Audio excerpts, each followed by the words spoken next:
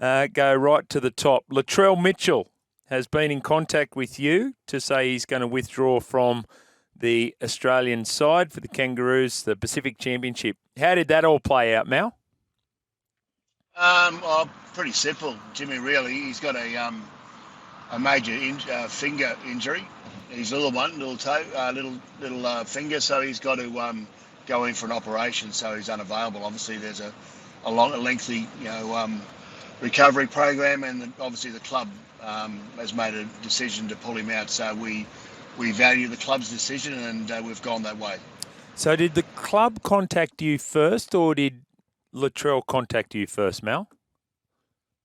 Oh, it's through the club. The club's obviously, that's an important part of the wheel. Obviously, they've got a really good understanding of their players. So we talk to the clubs, prior to anything really about what players might be available and what players might won't be. So we get availability of players, understanding who we can pick and who we can't pick really. So the clubs are, they're really instrumental in all that. So the South Sydney club, and I talked to Jason Demetrio about it all, and the club made a decision to rule Latrell out and get him fit and healthy for next year. Yeah, which you can understand from their point of view. How did the conversation with absolutely. Yeah. How did the conversation go with Latrell, knowing that he was a big part of your World Cup success last year?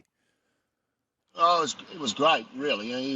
He's so passionate about the jerseys he puts on. He's passionate about the Rabbitohs jersey. He's obviously very passionate about the green and gold, and I know that. So obviously he's disappointed in it all, but he understands.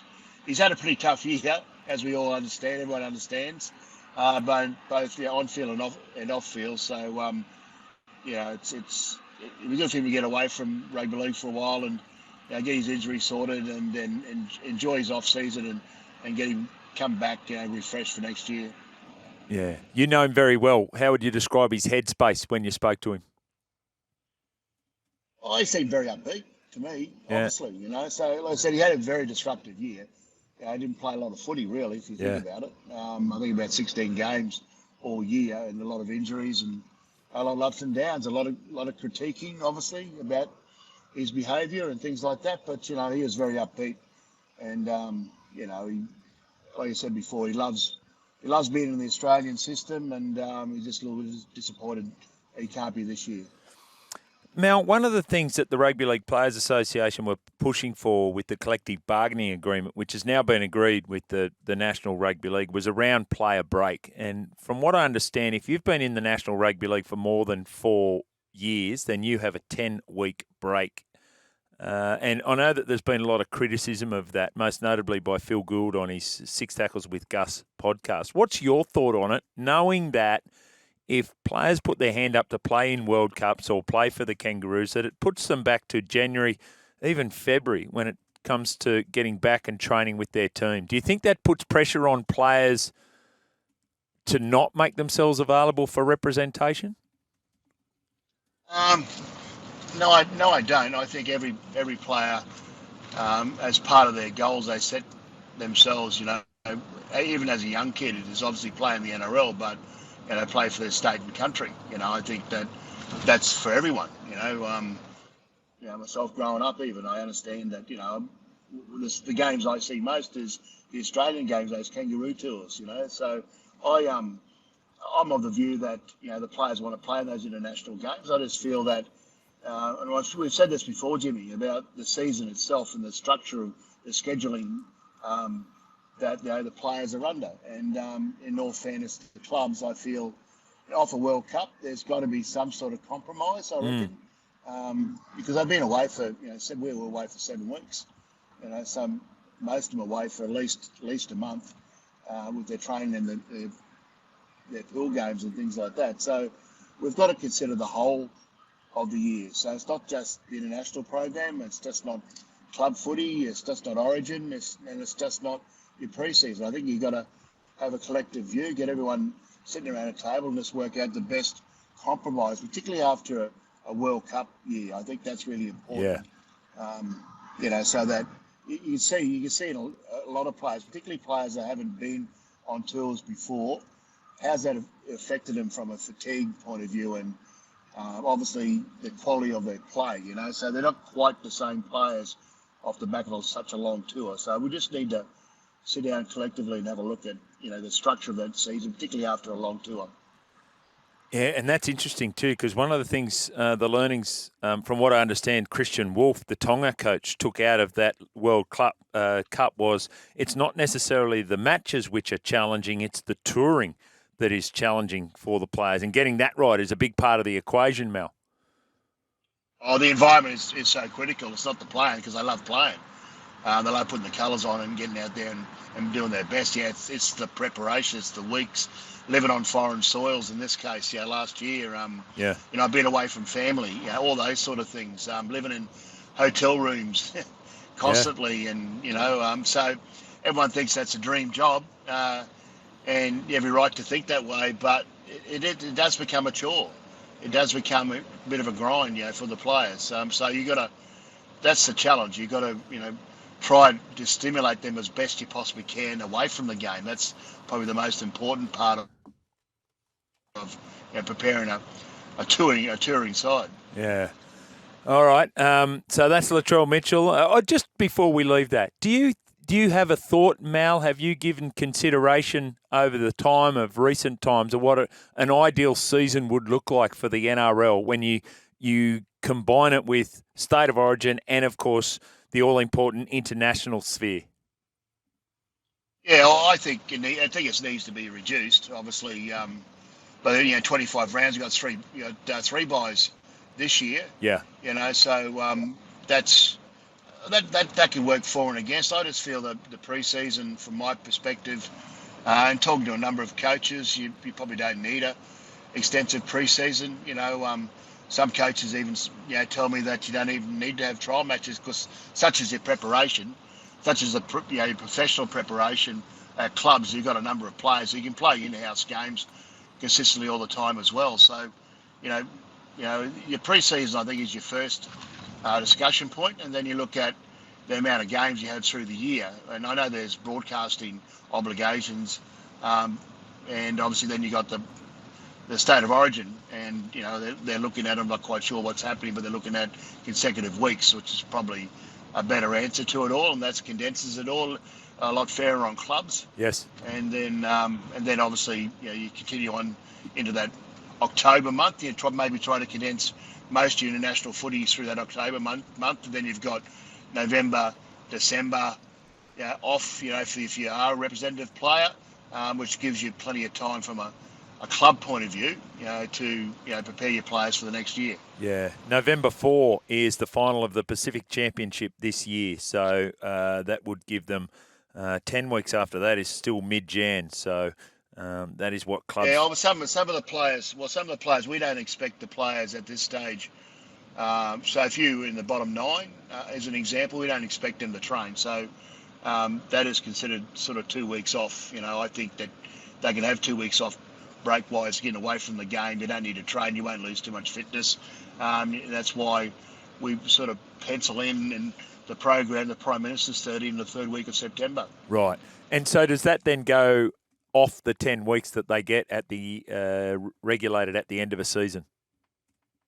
Yeah, that's my belief. Yeah, that's right. That's that expectation is on them. But mind you, the week after they finish the year, there's generally reviews and medicals and stuff from a club point of view. So there's a commitment from the club, probably that first week or few days, and then the rest of the time they have off. So it just accumulates over the period of the off season. Yeah. Okay. All right. Let's get to the next one. Valentine Holmes. He has been given a fine and a ban, we believe. It hasn't been made public. And Valentine has 5 days to respond to the prank gone horribly wrong. Overlook for the Prime Minister's 13. Thoughts on Valentine? Have you spoken to Valentine, of course, a key part of your World Cup winning team last year? Yeah, no, I have spoken to Val. I've had a really good relationship for him for a number of years now. And, him himself, he's so remorseful. I shouldn't be laughing, but he was just saying how stupid and idiotic he was, to do what he did, So that's not Valentine Holmes. I know it's not Valentine Holmes. I know he's a fantastic young fella, player obviously as well. He's extremely remorseful. So he's just got to cop it on the chin because, he made a really big mistake. Yeah. A stupid mistake, and he brought the game into disrepute. Obviously I'm a stickler for all that. I want my players certainly play in the international space. To be great ambassadors for our game and role models. I think that's what the green and gold jersey deserves, and he understands that, and we preach that all the time when we come together. So that's my expectation on players, that they are the role models of our game. They've accepted the jersey and they've accepted that responsibility. And he's bitterly disappointed. He's just got to, obviously suck it up, accept the punishment. In my mind, I know he's got time to reflect on that and to act on it as well. So at this stage, obviously he's not part of the PM, so I'm not quite sure what the judgments will be because it is private.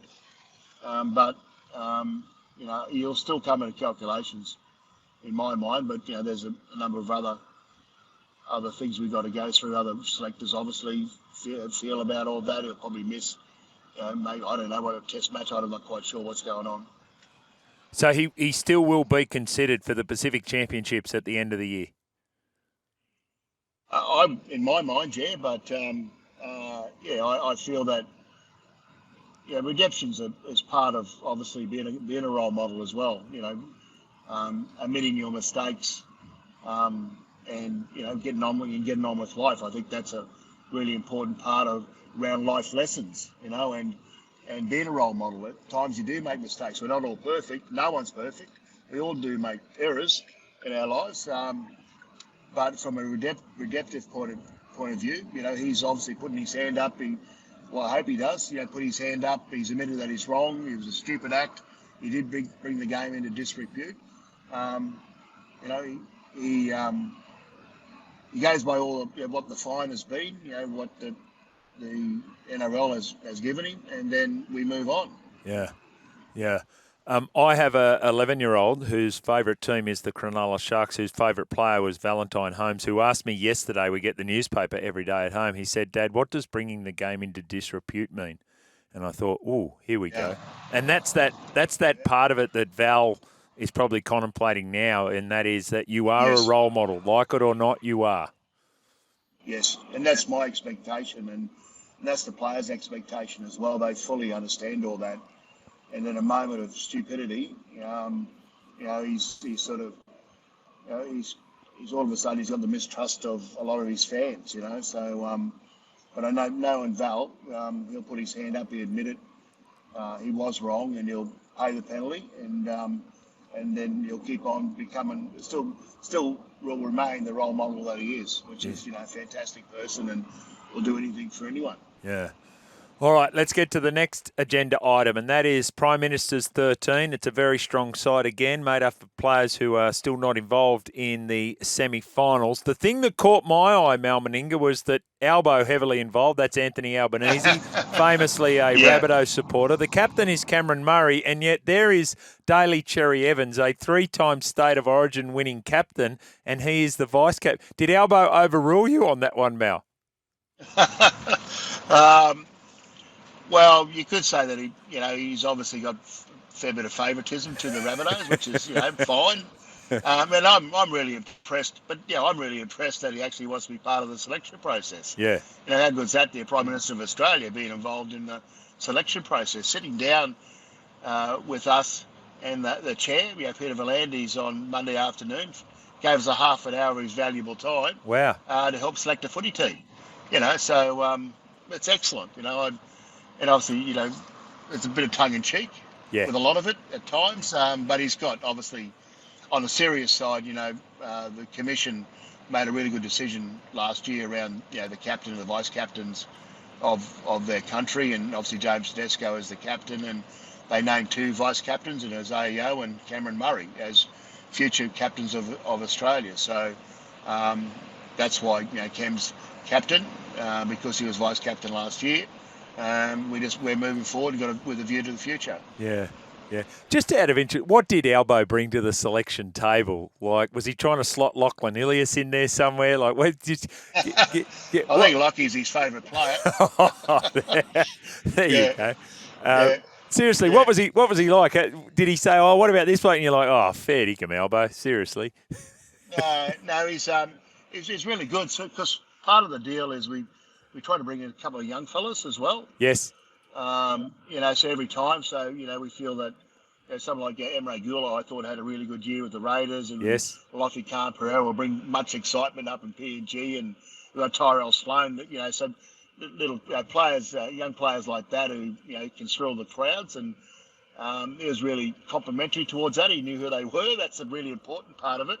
Part of it all, he threw in Tyrone Munro. I don't mind me saying that. I don't think, and but obviously Tyrone, who played for the Rabbitohs on the wing for about 4 games this year, was a bit of an excitement machine. But they're playing obviously in the finals in the New South Wales Cup as well. So so he has valuable input. We send a list of players to his office for him to consider, and then we sit down, we pick 1 to 13, and then the rest of them are part of the squad. Yeah, right.